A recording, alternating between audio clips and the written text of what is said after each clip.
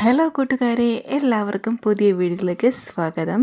നമ്മൾ ഇന്നിവിടെ വളരെ എളുപ്പത്തിൽ തയ്യാറാക്കാൻ പറ്റിയ പാൽക്കപ്പയാണ് തയ്യാറാക്കാൻ പോകുന്നത്. അതെങ്ങനെയാണ് തയ്യാറാക്കണമെന്ന് നമുക്ക് നോക്കിയാലോ.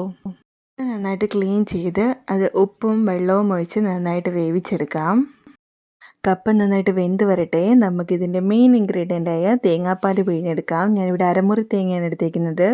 അതിൻ്റെ പാൽ നന്നായിട്ട് പിഴിഞ്ഞെടുക്കാം. നമ്മുടെ കപ്പ നന്നായിട്ട് വെന്ത് വന്നിട്ടുണ്ട്. അതൊരു പാനിലേക്ക് മാറ്റാം. നേരത്തെ പിഴിഞ്ഞ് വെച്ചിരിക്കുന്ന തേങ്ങാപ്പാൽ ഒഴിച്ച് നന്നായിട്ട് ഒന്നും കൂടി നന്നായിട്ട് വേവിച്ചെടുക്കാം.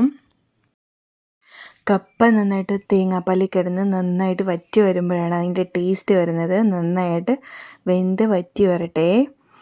അങ്ങനെ നന്നായിട്ട് വെന്ത് വന്നിട്ടുണ്ട്. അങ്ങനെ നമ്മുടെ പാൽക്കപ്പ ഇവിടെ തയ്യാറായി.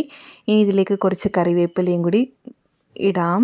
അങ്ങനെ നമ്മുടെ പാൽക്കപ്പ ഇവിടെ തയ്യാറായി. അപ്പോൾ എല്ലാവരും ട്രൈ ചെയ്ത് നോക്കണം. അപ്പോൾ വീഡിയോ ഇഷ്ടപ്പെടുകയാണെങ്കിൽ ചാനൽ സബ്സ്ക്രൈബ് ചെയ്യാനും ലൈക്ക് ചെയ്യാനും ഷെയർ ചെയ്യാനും കമൻറ്റ് ചെയ്യാനും മറക്കരുത്. ഇനി അടുത്ത വീഡിയോ ആയിട്ട് കാണുന്നവരെ ബൈ ബൈ.